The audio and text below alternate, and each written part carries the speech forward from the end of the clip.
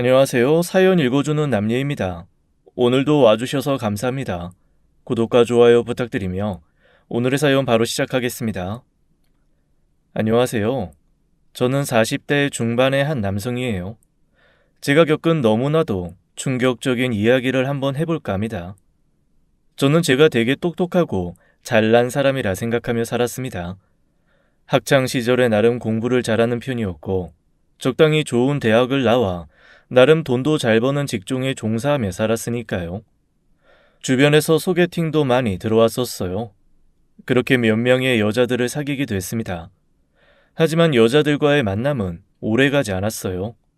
여자친구들과 조금 사귀다 보면 금방 실증이 났거든요. 자기야, 우리 오늘 뭐 할까? 밥 먹고 영화 볼까? 아이, 또 영화야? 영화 싫어?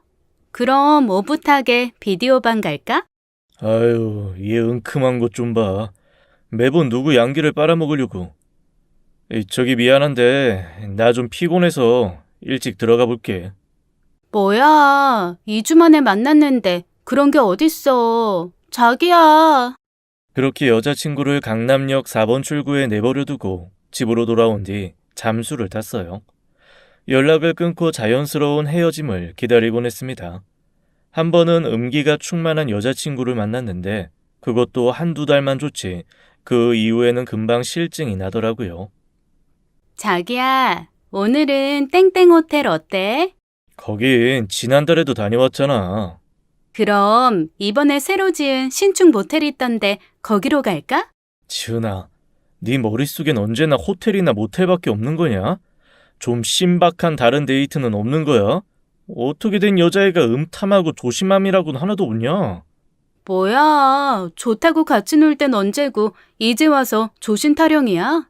좋다고 눕힐 땐 언제고 이제 단물 다 빨아먹었다 이거야? 어이가 없어서. 여자친구에게 막말을 던져놓고 저는 여자친구가 제게 헤어지자고 하길 바랬어요. 그런데 제 예상을 깨고 여자친구가 말하더군요. 으이그, 이제 알았다. 자기 뭔가 색다른 걸 원하는 거구나? 자기가 그럼 정해봐. 어느 호텔이야? 그 말에 온몸에 힘이 빠지더군요. 저는 결국 여자친구에게 헤어짐을 통보했습니다. 지은아, 이제 우리 그만 헤어지자. 그 말에 여자친구는 울며 불며 통곡을 했어요. 이렇게 제게 매달리는 여자들만 겪다 보니 여자란 동물의 실증이 나더군요. 결국 저는 다른 곳에서 즐거움을 찾기로 마음먹었습니다. 진정한 제 운명의 상대가 나타나기 전까지 절대로 그 누구도 만날 생각이 없었죠.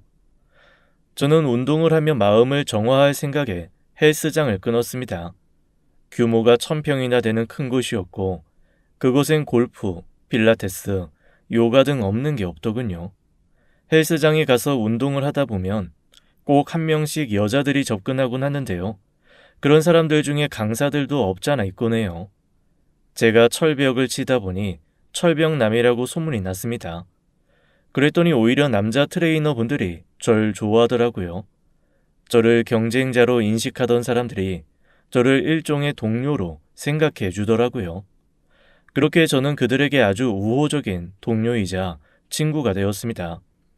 헬스장 직원들과 친해지다 보니 이것저것 듣게 되는 이야기들도 많아졌어요.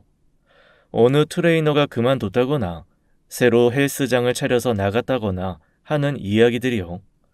그러던 어느 날 좀 나이 많은 요가 강사님이 혼전 임신으로 늦은 결혼을 하게 되었다는 이야기까지 듣게 되었어요. 그리고 새로운 요가 강사님이 들어왔다는 것까지 알게 되었습니다. 헬스장 식구들이 새 식구를 환영하는 자리로 회식을 하는 날이었어요. 저와 친한 트레이너가 같이 가자고 하길래 얼떨결에 함께 가게 되었습니다. 그리고 그곳에서 그녀를 처음 만나게 되었어요. 바로 요가 강사님인 그녀를요. 안녕하세요. 저 여기 헬스장 회원 김민수라고 해요. 여기 제 명함이요. 네, 안녕하세요. 그녀는 제 명함을 조용히 테이블 위에 내려두고는 제대로 쳐다보지도 않더군요. 인사하는 목소리도 아주 간결하고 짧았고요. 한마디로 그녀의 첫인상은 차가웠습니다. 보통 여자들은 남자가 명함을 내밀면 무슨 일 하는지부터 확인하려 드는데 이 여자는 전혀 안 그랬어요. 사실 제 직업이 회계사입니다. 이런 말 제 입으로 말하긴 좀 그렇지만 여자들이 회계사 직업에 매우 호의적이더라고요. 그래서 먼저 다가오는 여자분들이 대부분이었고요. 그런데 이 여자는 제게 어떠한 관심도 없다는 듯이 구는데 제 기분이 좀 언짢더라고요. 심지어 그날 회식을 끝내고 나오는데 그 여자분이 제가 준 명함을 버리고 갔습니다. 상대에 대한 예의가 너무 없는 거 아닌가 싶었는데 그 상황에서 저는 또 그 명함을 주워서 나왔어요. 그리고는 다시 그 여자분에게 내밀었죠. 아, 저기 이거 놓고 가셨더라고요. 아, 버린 거였는데 그걸 다시 주워오신 거예요? 네? 죄송한데 저한테 관심 꺼주세요. 제가 지금 누구한테 관심 받고 받아주고 할 상황이 아니라서요. 그렇게 말하고는 쌩안이 걸어가는데 제 인생에서 처음으로 겪은 모멸감이었습니다. 그런데 그 모멸감이라는 감정이 이상한 대로 튀더군요. 제 머릿속에는 이상한 복수심이 타올랐어요. 이렇게 글을 쓰며 생각해보니 저도 정상적인 사람은 아닌가 봅니다. 제가 생각해낸 복수라는 게 그 여자를 내 여자로 만든 후에 뻥 차버리겠다는 그런 찌질한 것이었으니까요. 저는 다음날 바로 요가 수업에 등록했어요. 교실에 들어오는 저를 보며 요가 선생님이 눈살을 찌푸리더군요. 남자는 저 하나였는데 제일 앞자리에 자리 깔고 수업을 엄청나게 열심히 받았습니다. 온몸을 근육으로 두른 저인데도 요가 자세는 쉽지 않더군요. 뒤에서 여자들의 깍깍대는 소리가 들려왔지만 저는 신경 쓰지 않았습니다. 제 목표는 오로지 요가 강사, 눈에 드는 것이었으니까요. 한 달 동안 하루도 빠짐없이 요가 수업에 나갔습니다. 그러다 보니 요가 선생님을 관찰하게 되더라고요. 그녀는 체구가 매우 작았어요. 어찌 보면 초등학생 같다는 생각이 들 정도였죠. 늘씬한 몸매에 유연함까지 더해서 요리조리 움직이는데 참 예쁘다는 생각이 들었어요. 그러고 보니 체조 선수 손현재님과 닮았더라고요. 정말 사심 하나 없이 단순히 복수심으로 시작한 일이었는데 어느 순간 저도 모르게 그녀에게 콩알 만큼 관심이 생기기 시작했어요. 어느 날 운동을 마치고 집에 가려고 하는데 요가 선생님도 퇴근을 하는 건지 마침 주차장에서 마주쳤습니다.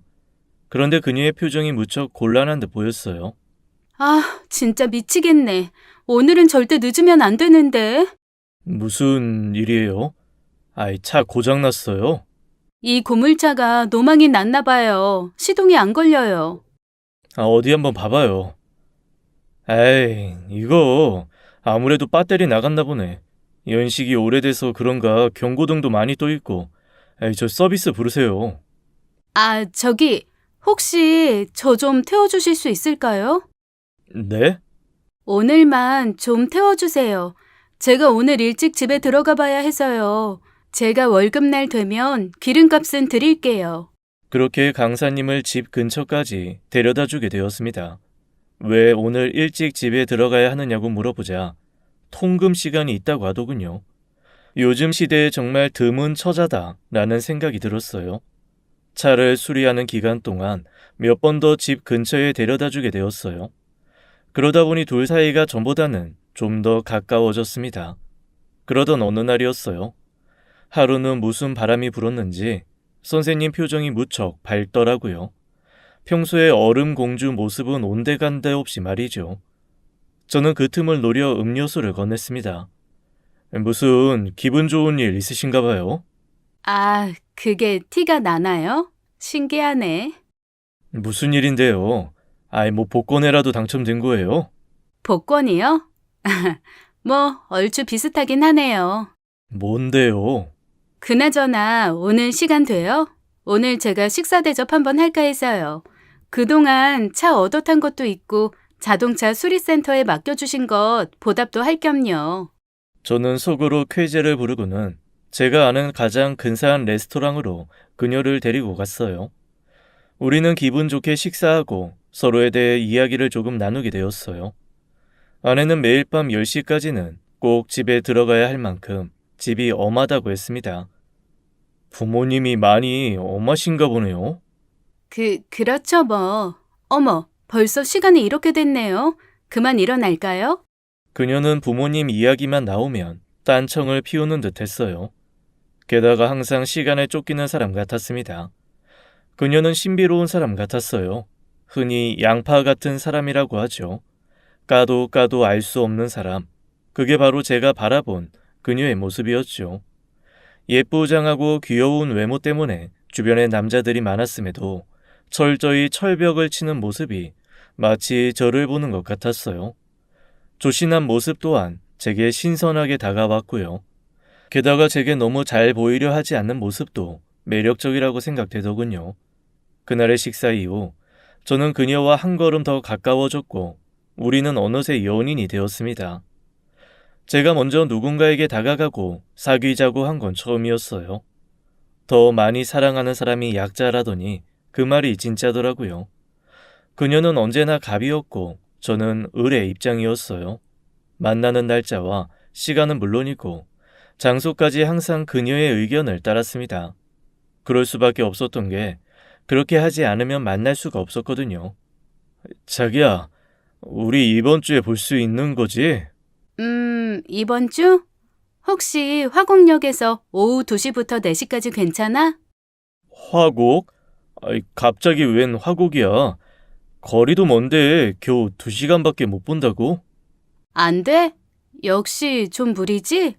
그럼 미안하지만 우리 이번 주에는 보기 힘들겠다.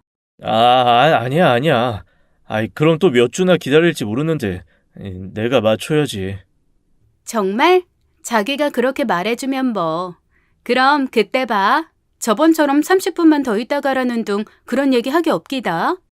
여자를 만날 때 바쁜 척하는 건 늘 제 몫이었는데 제가 여자친구 스케줄에 맞춰주려니 예전 여친들에게 미안한 감정마저 올라오더라고요. 아무튼 서로에게 정을 쌓아가던 중 어느 날 그녀와의 하룻밤을 기대할 만한 사건이 생겼어요. 어느 순간부터 여자친구에게 푹 빠져버린 저는 언제쯤이면 그녀와 하룻밤을 보낼까 애태우고 있었죠.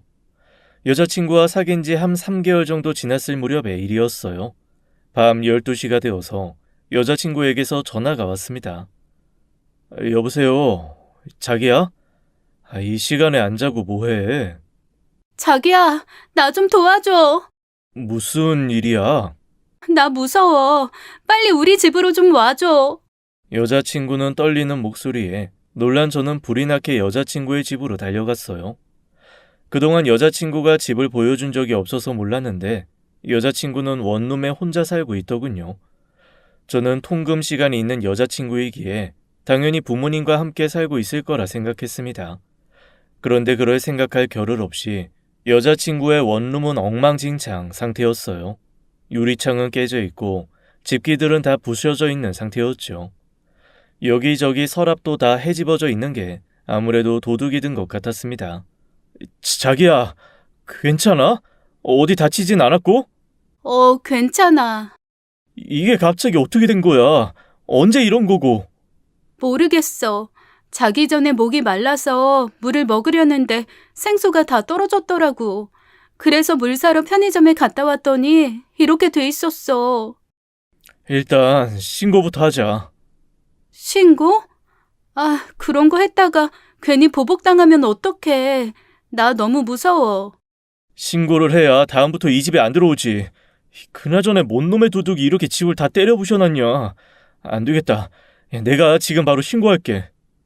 아니야, 그냥 하지 마. 신고하지 말라는 여자친구의 태도가 저는 이해가 가지 않았습니다. 보통 도둑이 들면 신고하는 건 너무나 당연한 거잖아요. 그런데 여자친구는 뭔가를 알기라도 하는 것처럼 겁에 질려 있었어요. 저는 결국 여자친구의 강력한 만류에 신고를 하지 않았어요. 그날 여자친구네 집에서 함께 하룻밤을 보내게 되었습니다. 떨고 있는 여자친구를 놔두고 혼자 집으로 돌아오기도 그래서 아침이 될 때까지 제가 옆에서 계속 지켜주었죠. 저는 좀 그 상황을 이용해서 여자친구와 뜨거운 밤을 보내길 기대했지만 여자친구는 철벽을 치더라고요. 결국 여자친구는 침대에서 자고 저는 바닥에서 자게 되었죠. 대신 그날 밤 여자친구에 대해 새로운 사실을 알게 되었어요. 그건 바로 여자친구는 부모님과 함께 살지 않는다는 것과 통금 시간에 대한 이야기였죠. 알고 보니 여자친구는 스스로 통금 시간을 만들어 집에 들어가는 거였어요. 그 이유가 혼자 산다고 하면 남자들이 쉽게 볼까 봐서 일부러 통금 시간이 있다고 한 거였대요. 그럼 보통의 남자들이 부모님이랑 같이 산다고 생각해서 쉽게 보지 않는다는 거였죠. 그런 모습의 여자친구를 보니 정말 조신하고 참한 사람이라는 생각이 들었어요. 그리고 여자친구는 부모님이 안 계시다는 사실도 알게 되었습니다. 어머니는 원래 오래전에 돌아가셨고 아버지가 계셨었는데 오랜 병상 생활 끝에 1년 전에 세상을 떠나셨다고 하더군요. 오랜 병상 생활 탓에 밀린 병원비를 내느라 지금도 여자친구가 고생하는 거라고 했습니다. 그동안 그런 큰 아픔을 갖고 있었으면서 어쩌면 내게 내색 한번 하지 않았을까 싶었어요. 홀로 꿋꿋하게 지내는 모습의 여자친구가 안쓰러우면서도 대견하게 느껴졌습니다. 그 사실을 알게 된 후 더 여자친구를 지켜주고 싶다는 생각이 많이 들었어요. 그래서 철벽남이었던 제가 결혼까지 결심했습니다. 하지만 여자친구는 쉽게 제 청혼을 받아주지 않더라고요. 아직은 마음의 준비가 안 되었다며 거절하기 바빴죠. 저는 여자친구가 결혼을 결심할 때까지 묵묵히 옆에서 있어 주었어요. 그런 제 노력을 하늘이 알아준 건지 어느 날 갑자기 여자친구가 제게 결혼하자고 하더군요. 자기야, 혹시 우리 결혼하면 어디서 살지 생각해봤어? 어? 아이, 우리 결혼? 자기 드디어 결혼 승낙해주는 거야? 뭐, 상황에 따라서? 에이, 그게 무슨 말이야. 실은 내가 꼭 살고 싶은 집이 있는데 그 집이 이번에 매물로 나왔더라고. 살고 싶은 집? 어떤 집인데? 그냥 아파트야. 실은 내가 부동산에 관심이 좀 많아서. 근데 알다시피 내가 돈은 없잖아. 그래서 혹시 자기가 그 아파트 사줄 수 있는지 해서. 혹시 자기 명의로 아파트 사달라는 거야? 아니야, 그런 거. 날 뭘로 보고? 난 그런 속물 아니거든. 자기 돈으로 사는데 당연히 자기 명의로 해야지. 그 집만 해오면 나랑 결혼해준다는 거지? 응. 이렇게 말하고 보니 좀 미안하네. 너무 자기한테만 희생을 강요하는 것 같아서. 에이, 희생은 무슨. 어차피 결혼하면 집은 해와야 하는 건데. 그래서 그 집이 어딘데? 이번 주 주말에 보러 가자. 그렇게 여자친구와 집을 보고 빠르게 계약까지 하게 되었어요. 그땐 제가 정말 여친에게 미쳐 있었나 봅니다. 이제와 생각해보면 어떻게 그렇게 해달라는 대로 다 해주고 이상한 요구까지 다 맞춰서 들어주는지 이해가 안 가네요. 아무튼 그렇게 우리 둘은 결혼을 하게 되었어요. 아내가 구해달라던 신혼집은 신혼부부에게는 꽤나 큰 아파트였습니다. 무려 60평짜리 집이었으니까요. 솔직히 이렇게 큰 집이 무슨 필요가 있을까 싶었는데 막상 입주하고 보니 너무 좋더라고요. 다만 부모님은 좀 이해 못하시는 눈치였어요. 회계사인 제가 요가 강사인 아내를 맞이한 것도 못마땅해 하셨는데 집까지 큰 집으로 구하는 걸 보시고는 이게 다 며느리 입김이라 생각하셨거든요. 사실 틀린 생각은 아니셨지만요. 하지만 그런 부모님의 잔소리를 뒤로 할 만큼 아내가 너무나 기뻐했기에 저는 제 결혼을 무척이나 만족했습니다. 아내는 이렇게 큰 집에서 사는 게 꿈이었다며 집 인테리어는 자신이 전적으로 맡아서 하겠다고 했습니다. 약간 구축에 해당하는 집이었기에 저도 어느 정도 인테리어가 필요하다고 생각했어요. 마침 아내가 직접 자재까지 골라가며 인테리어를 하기 시작했죠. 그렇게 완성된 집에 들어갔을 땐 저도 만족도가 무척 높았어요. 여기저기 아내의 손길이 닿아 집이 전혀 다른 분위기로 꾸며져 있었죠. 다만 아내의 안목이 남들과는 확실히 좀 달랐어요. 조금 넓게 트인 구조를 좋아하는데 아내는 가구를 복잡하게 배치해서 집 구조가 개미굴 같은 걸 좋아하더라고요. 동선이 좀 안 좋긴 했지만 그래도 이것도 나름대로 독특하고 재미있다라는 생각에 아내 의견을 존중해 주었습니다. 아내와의 신혼생활은 정말 달콤했어요. 다른 여자들은 결혼 후에 남자를 구속한다는데 제 안에는 그런 것도 전혀 없었습니다. 그래서 오히려 좀 구속해 주길 바라게 될 지경이었죠. 아내는 결혼 후에도 계속해서 요가 강사 일을 하며 귀가 시간을 절대로 밤 10시를 넘기지 않았어요. 게다가 잠자리에 드는 시간도 아주 철저하게 딱딱 지키고는 했죠. 저도 아내의 생활 패턴에 맞추다 보니 딱 9시 반이면 침대에 누워 10시가 되기 전에 잠이 들곤 했습니다. 일어나는 시각도 정확히 6시 반이 되면 저절로 떠졌어요. 이렇게 규칙적인 생활 습관이 건강에는 좋을지 몰라도 저와 아내와의 관계에서는 안 좋더라고요. 아내와 밤에 무얼 하고 싶어도 그 시간만 되면 누워서 자버리니 아무것도 할 수가 없을 때가 많았거든요. 그런 점이 좀 아쉽기는 했습니다. 아내는 결혼 후에도 저를 애태우는 데는 선수였어요. 그렇게 설레임 가득한 신혼생활을 이어가던 어느 날이었습니다. 하루는 퇴근 후에 집에 들어가는 길에 옆집 사람을 처음으로 마주치게 되었어요. 그 사람은 집에서 나오는 길이었고 저는 들어가는 길이었죠. 저는 반사적으로 인사를 하게 되었어요. 안녕하세요. 제 인사에 그 남자가 저를 한 3초 정도 빤히 보더라고요. 그 표정이 매우 무뚝뚝하고 차가웠는데 잠시 후 미소를 지으며 인사를 건넸습니다. 아, 안녕하세요. 인사를 받아주면서 보이는 그 표정과 웃음기가 좀 기분 나쁘더라고요. 뭐랄까, 나를 우습게 보는 느낌이라고 할까요? 이건 저만 느꼈을 수도 있겠지만 남자들 사이의 신경전 속에 불꽃이 튀는 느낌이었어요. 그런데 그 남자는 저를 상대할 가치도 없다는 듯한 태도를 보이는 것 같아서 그 짧은 순간에 자존심이 상했습니다. 사실 이건 그 남자가 너무 잘생겨서 제가 자격지심에 그렇게 생각한 걸 수도 있어요. 그 남자는 늘씬한 근육질 몸매에 얼굴은 곱상하게 잘생겼더라고요. 누구나 한 번쯤 돌아볼 만한 외모였어요. 다만 풍기는 인상이 평범하진 않았습니다. 눈빛이 좀 매섭다고나 할까요? 아무튼 그런 강렬한 인상의 첫인사를 하게 되었죠. 여보, 나 방금 전에 옆집 남자 봤다. 뭐? 옆집 남자 봤다고. 당신도 본 적 있어? 아니? 옆집 남자 인상이 영 별로야. 기생 오라비처럼 생겼는데 눈빛이 너무 날카로워. 내가 인사했는데 말없이 나를 뚫어져라 쳐다보더라니까. 그래서 당신 인사 씹었어? 아니, 뭐 한 3초 있다가 인사를 하긴 했는데 날 막 아래로 내려다보면서 실실 웃으면서 인사하는데 그거 되게 기분 나쁘더라고. 처음 본 사람한테 이런 말하기 좀 그런데 관상이 좀 범죄자 관상이야. 범죄자는 좀 너무했다. 그래도 꽤 잘생긴 편인데. 당신 그 남자 본 적 없다며. 어?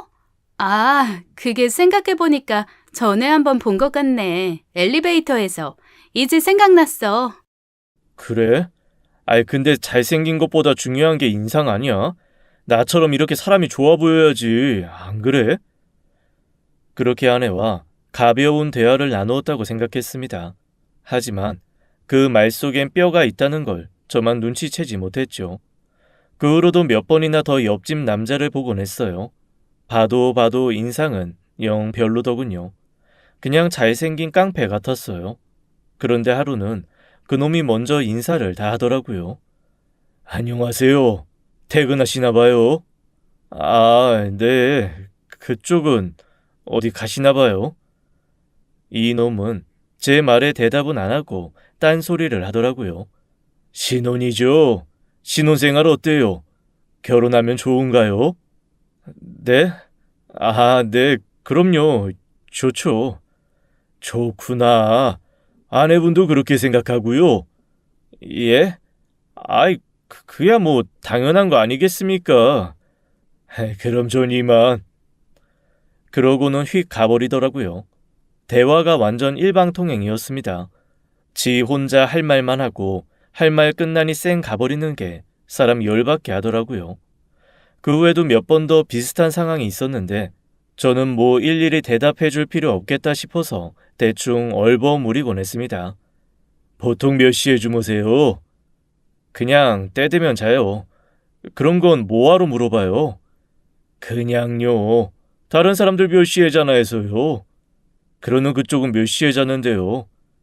아내분도 일찍 주무시나요? 저는 대꾸 없이 그 남자를 빤히 보았습니다. 그런 게 왜 궁금하세요?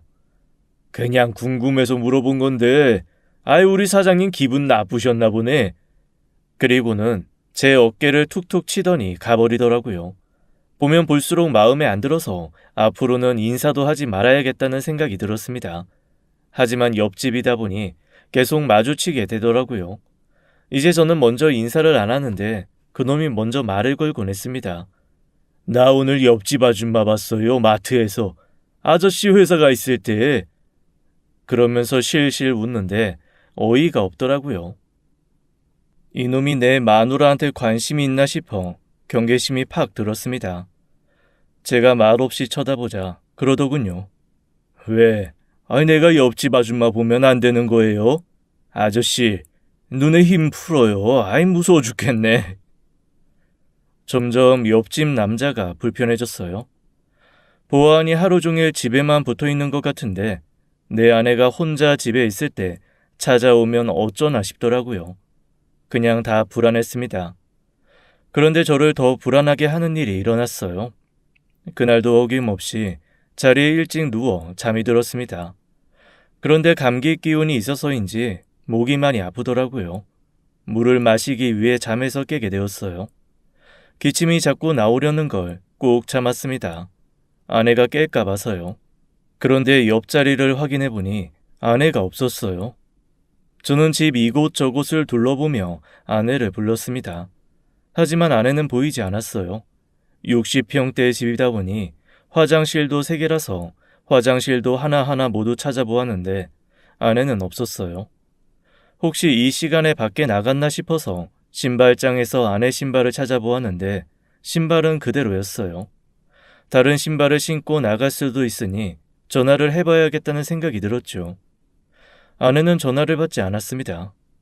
뭐야, 이 시간에 어디 간 거야, 걱정되게. 저는 안 되겠다 싶어서 집 주변 마트와 편의점을 둘러봐야겠다 싶었어요. 대충 잠바를 주워 입고 신발을 신으려는데 제 뒤에서 아내가 나타났습니다. 여보, 이 시간에 어딜 가는 거야? 아이 깜짝이야. 당신 왜 이렇게 놀래? 아이 놀래라. 아이 당신 집에 있었어? 어, 아니, 당신이 안 보이길래 나간 줄 알고 걱정돼서 찾으러 가려고 했지. 도대체 어디 있었던 거야? 나 그냥 집에 있었는데? 그러니까 집 어디에 있었냐고. 그냥 화장실도 갔다가 방에도 갔다가 그랬지. 내가 부르는 소리 못 들었어? 못 들었어. 우리 동선이 엇갈렸나 보다. 뭐해? 얼른 들어와. 계속 현관 앞에 서 있을 거야? 정말 이상하다라는 생각을 하며 저는 다시 잠자리에 들었습니다.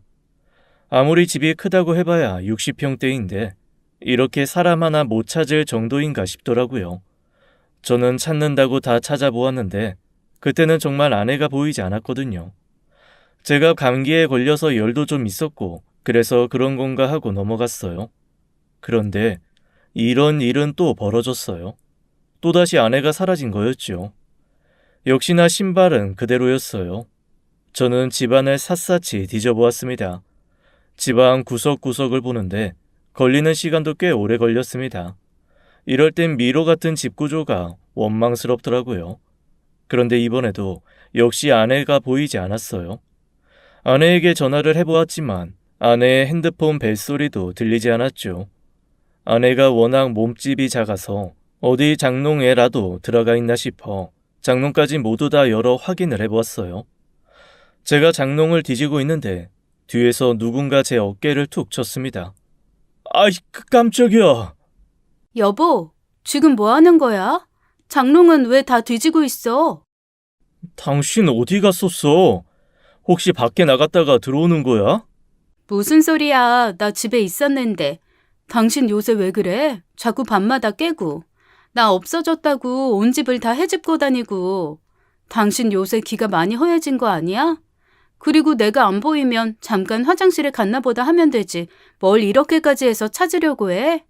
아유, 땀 냄새. 나 찾는다고 땀까지 흘리고. 얼른 씻고 와. 당신 냄새나. 어? 그리고 자기 이러는 거 나 좀 무서워. 꼭 의처증 있는 사람 같고. 뭐? 의처증?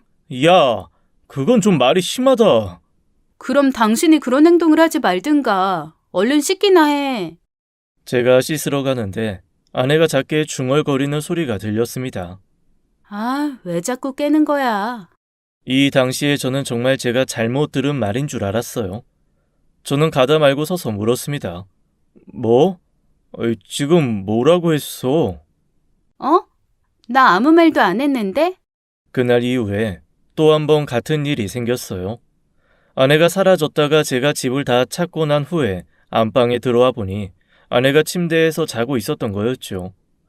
아내에게 이런 얘기를 해봤자 아내는 저를 의처증이나 신경과민이라며 이상한 사람 취급을 하곤 했습니다. 저는 꼭 귀신에 홀린 것 같았어요. 제가 정말 집을 아주 꼼꼼하게 보았거든요. 그런데 꼭 아내에게 전화만 하고 나면 아내는 어디선가 나타나곤 했어요. 혹시 이 집에 내가 모르는 다른 비밀 문이 있나 싶기까지 했죠. 저는 결국 제 의문을 해결하기 위해 해서는 안 될 짓까지 하고 말았습니다. 남편으로서 아내를 믿어야 하는데 아내의 핸드폰에 위치 추적 어플을 깔게 되었어요. 그리고 밤마다 잠이 들지 않으려고 노력했죠. 그런데 제가 잠이 깨어 있는 날엔 아내는 항상 제 옆에 누워 잠이 들곤 했습니다. 그렇게 며칠이 흘러갔어요. 그러던 어느 날 제가 깜빡 잠이 들었다가 눈을 떴는데 아내가 집에 없다는 사실을 알게 되었죠. 저는 바로 위치 추적 어플부터 확인해 보았습니다. 그리고 그 위치를 확인해 본 저는 너무 놀랐습니다. 아내가 있는 곳은 바로 옆집이었으니까요. 저는 그걸 확인하자마자 머리에서 불꽃이 튀는 것만 같았어요.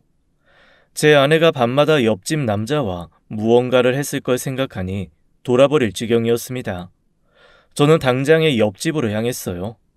야, 당장 문 열어! 당신 거기 있는 거 다 알고 왔어! 당장 문 열라고!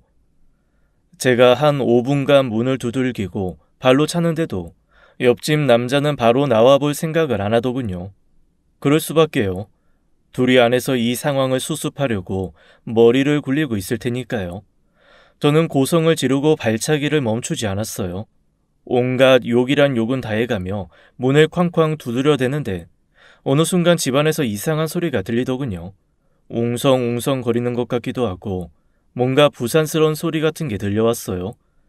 숨어도 소용없어. 다 알고 왔으니까 당장 문 열지 못해? 그렇게 말하는데 갑자기 문이 벌컥 열렸습니다. 그리고는 그곳에서 사람들이 우르르 쏟아져 나오기 시작했어요. 마치 소떼가 지나가듯 사람들이 우르르 쏟아져 나오는데 이게 무슨 상황인가 싶어서 어항이 벙벙해지더군요. 그 와중에 정신 차리고 제 아내가 나오는지 눈을 씻고 찾아보았습니다. 그런데 나오는 사람들 모양새가 영 이상하더라고요. 옷으로 얼굴을 가린 채 가방을 하나씩 품에 딱 끼고는 헐레벌떡 계단으로 내려가는데 아무리 봐도 죄진 사람들 모습 같았어요. 대략 수십 명의 사람이 빠져나간 것 같은데 제 느낌엔 수백 명이 빠져나간 느낌이었어요. 저는 안 되겠다 싶어서 그 사람들 사이를 삐짓고 집 안으로 들어갔습니다. 집 안으로 들어서서 온 방을 헤집고 아내를 찾으려는데 갑자기 제 눈앞에 옆집 남자가 나타나더군요. 이게 지금 뭐 하는 짓이죠? 아, 왜 야밤에 남의 집을 찾아와서 이 난리를 피우는 겁니까? 비켜! 내 아내 어딨어? 내 아내 데리고 여기서 무슨 짓 한 거냐고! 저는 그놈의 멱살을 잡아 쥐었어요. 저보다 키 큰 그놈의 멱살을 잡아 올리려는데 꿈쩍도 안 하더군요. 그래도 오기로 멱살을 잡고 흔들었습니다. 그랬더니 그 놈이 제 손을 뿌리치고는 기분 나쁘게 크크거리며 웃더라고요. 그렇게 잠시 웃더니 아주 싸늘한 표정으로 저를 노려보며 말하더군요. 네 아내를 왜 여기 와서 찾아? 당신 돌았어? 아님 당신 아내가 여기 있다는 증거라도 있는 거야? 증거? 당연히 있지. 이 집에서 내 아내 찾는 즉시 너는 콩밥 먹을 준비나 해라. 어디 신성한 가정집에서 도박 하우스장을 운영할 생각을 해? 어이가 없네. 그래 한번 찾아봐요. 그런데 만약 못 찾으면 오늘 업장 영업 못해서 날린 돈 그거 당신이 물어야 할 거야. 저는 그놈이 헛소리를 하던지 말던지 제 아내를 찾기 바빴습니다. 온 방안을 둘러보고 여기저기 다 찾아보았어요. 정말 구석구석 안 찾아본 것이 없었죠. 그런데 정말 귀신이 곡할 노릇인지 제 아내는 그 집 어디에도 없었어요. 점점 당황스러워지더군요. 제 표정에 그놈이 한마디를 거들었습니다. 전화라도 해봐요. 이 집에 있으면 벨소리라도 나겠지. 안 그래요? 그놈이 아주 당당하게 말했습니다. 그놈 말대로 해보는 게 자존심이 상했지만 저는 아내에게 전화를 걸었습니다. 저는 이 집에서 벨소리가 나는지 확인하려고 귀에 온 신경을 집중했어요. 전화 송심음이 10번 정도 흘렀을 때 아내가 제 전화를 받더군요. 여보세요? 당신, 지금 어디야? 어디라니? 나 집이지. 그러는 당신은? 당신이 집이라고? 그럼 집이지. 어디겠어. 자다 일어나서 더워서 베란다 문 좀 열었다가 자려고 왔는데 당신 없길래 화장실 간 줄 알았더니 당신 바뀐 거야? 이 시간에 어딜 간 거야? 아니, 그게... 저는 더 이상 할 말을 찾지 못하고 전화를 끊었습니다. 분명 아까 나가는 사람들 중에 제 아내는 없었는데 이게 어떻게 된 일인지 도저히 이해가 되지 않았어요.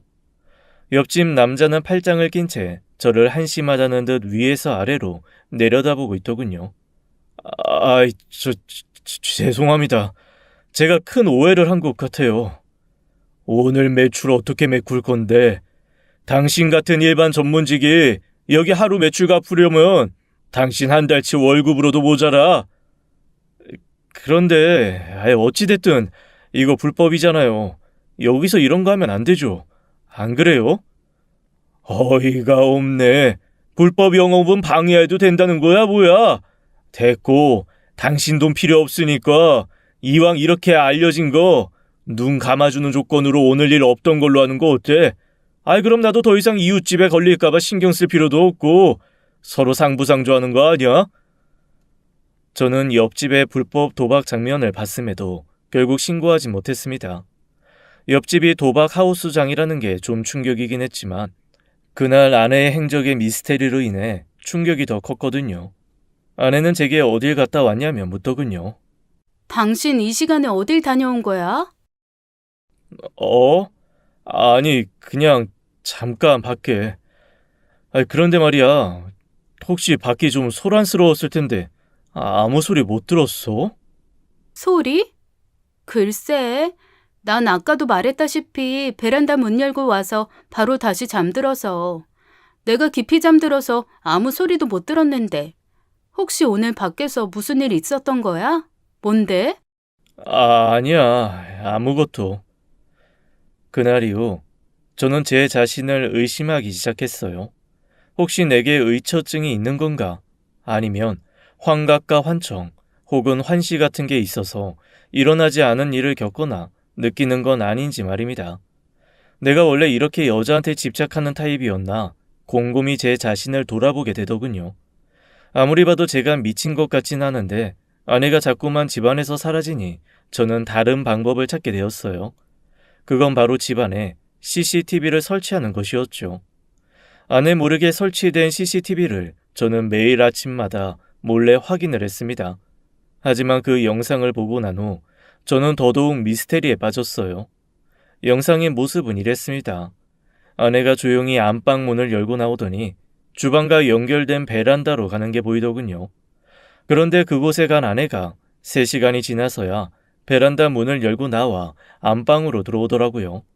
그 베란다는 세탁기가 놓여있는 곳이었어요.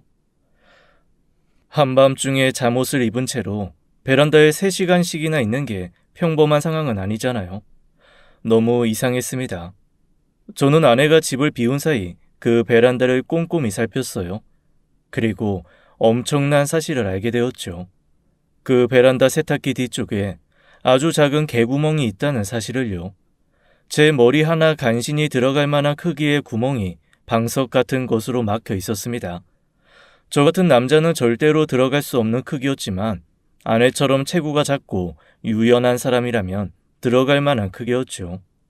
도대체 이곳에 왜 이런 구멍이 뚫려 있는 걸까 생각하고 또 해보았습니다. 결론은 하나였어요. 아내가 옆집 남자와 바람을 피우던가 아니면 도박에 빠진 거겠죠. 저는 아내가 사라지는 날 밤을 손꼽아 기다렸어요. 그리고 아내가 사라졌을 때 세탁기를 완전히 벽에 붙여서 아내가 절대로 들어올 수 없게 했습니다. 그리고 옆집 초인종을 눌렀습니다. 옆집 남자가 나오더군요. 형씨가 여기 웬일? 설마 게임에 관심이 좀 생기셨나? 저는 옆집 남자를 밀치고 무작정 제 아내를 또 찾아 헤맸습니다. 그리고 내 집과 이어져 있는 그 집 베란다 쪽을 향해 돌진했어요. 역시나 제 예상대로였어요. 아내는 세탁기로 막혀있는 개구멍 앞에서 어쩔 줄 몰라 당황하고 있었습니다. 힘으로 세탁기를 밀어내려는데 그 무거운 게 밀릴 리도 없었죠. 지금 여기서 뭐 하는 거야? 여보, 당신이 여기를 어떻게... 설마 당신이 이 구멍 막은 거야? 너 밤마다 여기 와서 뭐 했어? 도박했어? 아내는 아무 말이 없더군요. 너 설마 저런 범죄자랑 바람 피운 거 아니지? 아니야. 그런 거 진짜 아니야. 여보, 미안해. 내가 다 설명할게. 제발 한 번만 용서해줘. 저는 그곳에서 아내를 끌어냈습니다. 옆집 남자가 다가와서 귀찮은 일 생겼다는 듯이 인상을 찌푸리더군요. 아이, 귀찮게. 옆집 남자가 키가 2미터는 되어 보이는 덩치 큰 남자에게 눈짓을 한번 하자 그 거구의 남자가 제 앞으로 성큼성큼 다가왔습니다. 그리고는 제 멱살을 잡아서 그대로 올렸어요. 컥컥거리며 빠져나오려는데 그놈 힘이 얼마나 센지 제가 어찌할 수가 없었어요. 땅으로 내려오지도 못하고 버둥거리기만 했습니다. 제 얼굴에 피가 쏠려 시뻘개지는데 옆집 남자가 무섭게 말하더군요. 행여나 신고할 생각 마라. 안 그럼 앞으로 영영 당신 아내 못 보게 될 테니까. 그 말이 끝나자 제가 땅으로 내려졌습니다. 아내와 저는 문 밖으로 내동댕이 쳐졌어요. 저는 아내를 집으로 데려와 자초지정을 듣게 되었습니다. 여보, 미안해. 당신이 이런 일까지 겪게 해서. 그런데 정말 어쩔 수 없었어. 사실은 내가 빚이 좀 많았거든. 그걸 지금 변명이라고 해? 빚이 많으면 일해서 갚을 생각을 해야지. 어느 미친 인간이 도박장에서 돈 벌어서 갚으려고 하냐? 누군 이런 데 오고 싶어서 왔는 줄 알아? 학자금 대출에 아버지 병원비에 정말 하루가 다르게 불어가는 빚 때문에 내가 얼마나 미친 듯이 일했는 줄 알아? 아버지 아프고부터는 내가 버는 돈보다 나가는 돈이 더 많아지고 내가 진 빚보다 이자가 더 쌓이더라. 나 결국 대학도 졸업 못하고 자퇴했어. 힘든 여건에서 간신히 공부해서 들어간 학교인데 대학 졸업장을 남기는 대신 학자금 대출만 남기고 끝났어. 그런데 자퇴한다고 일한다고 내 상황이 달라지지도 않더라. 결국 알바하다가 알게 된 언니 얘기 듣고 혹해서 한번 시작한 게 여기까지 온 거야. 없는 돈인 셈치고 10만 원으로 시작했는데 그날 내 수중에 300만 원이 생기더라. 내가 한 달을 죽어라 일해도 못 버는 돈이 하루아침에 생기니까 진짜 미치게 좋더라고. 그 돈으로 아버지 밀린 병원비 내고 나니까 욕심이 생겼어. 나라고 뭐 도박이 재밌어서 한 줄 알아? 그저 빚 갚을 생각에 이성이고 뭐고 없어지더라고. 나도 알아. 내가 잘한 거 하나 없다는 거. 그런데 내 인생이 당신처럼 평탄했다면 이 지경까지 왔을까? 전에 내가 한밤중에 우리 집에 와달라고 부른 적 있지? 그거 단순한 도둑 아니었어. 빚 갚으라고 찾아온 깡패들이었다고. 아내는 목이 메이는지 더 이상 말을 잇지 못했습니다. 저는 그런 아내에게 물었어요. 그래서 지금까지 딴 돈이 얼마냐고요? 4억. 4억? 얘 그렇게 많이 땄으면 이제 그만둬도 되는 거 아니야? 그러자 아내가 미친 사람처럼 웃는데 이게 웃는 건지 우는 건지 헷갈렸습니다. 그리고 아내의 이어진 말에 저는 바닥에 주저앉았습니다. 빚이 4억. 아내는 잃은 돈을 만회하려고 계속하다가 결국 4억이나 되는 빚을 진 거였어요. 그놈들이 사채업자도 끼고 업장을 운영하는데 아내가 고금리로 사채를 써서 도박을 한 거였죠. 제가 한 번에 다 갚아줄 수 있는 돈이었지만 이렇게 쉽게 갚아주면 아내의 버릇이 더 나빠질 것만 같았습니다. 염치 없는 거 알지만 당신이 혹시 빚 갚아줄 수 있어? 내가 그렇게 큰 돈이 어딨어.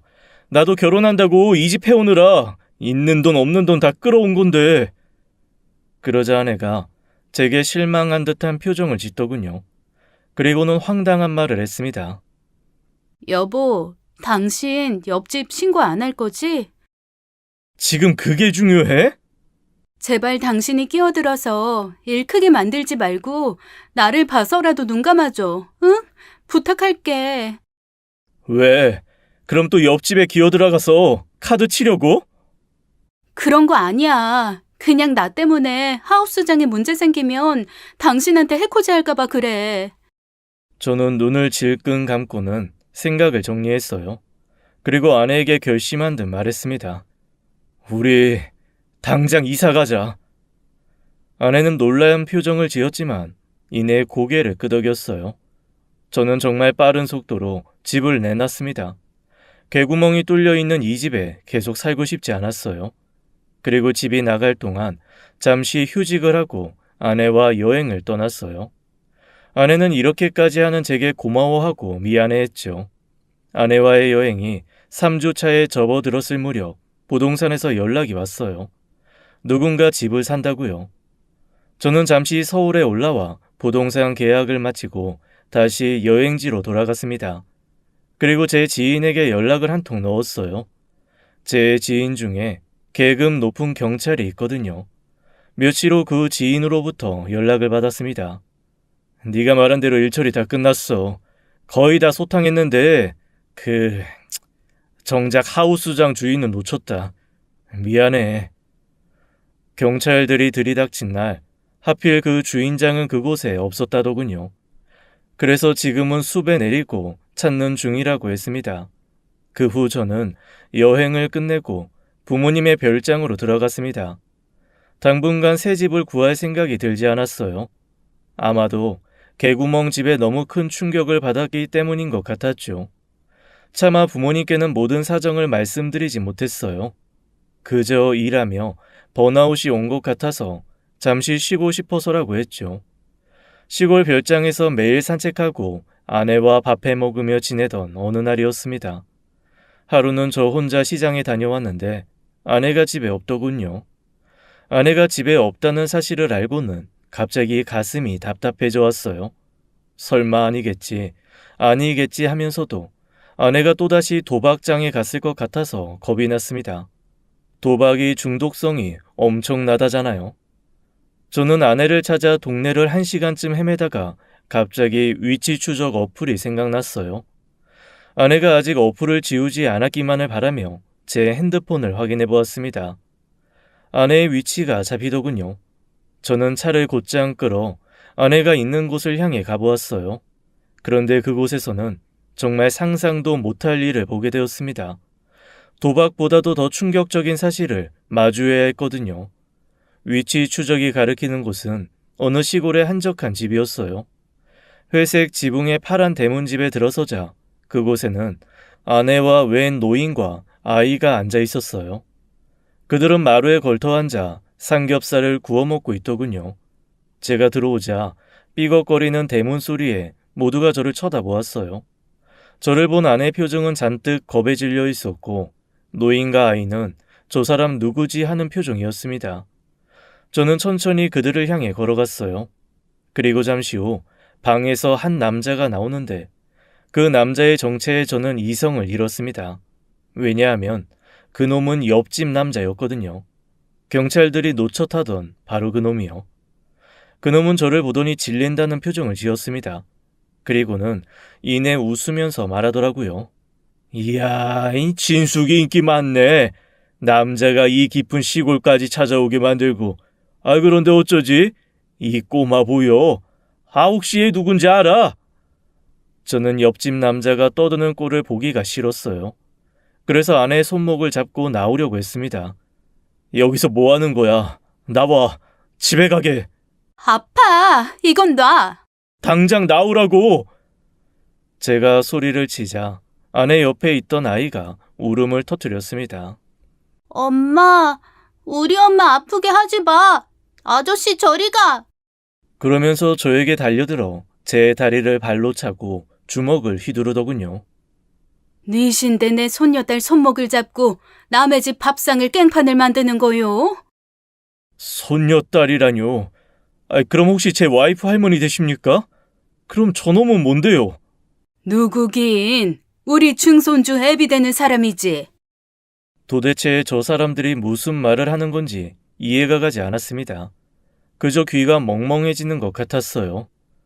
진수가 뭐해? 나가서 정리하고 와.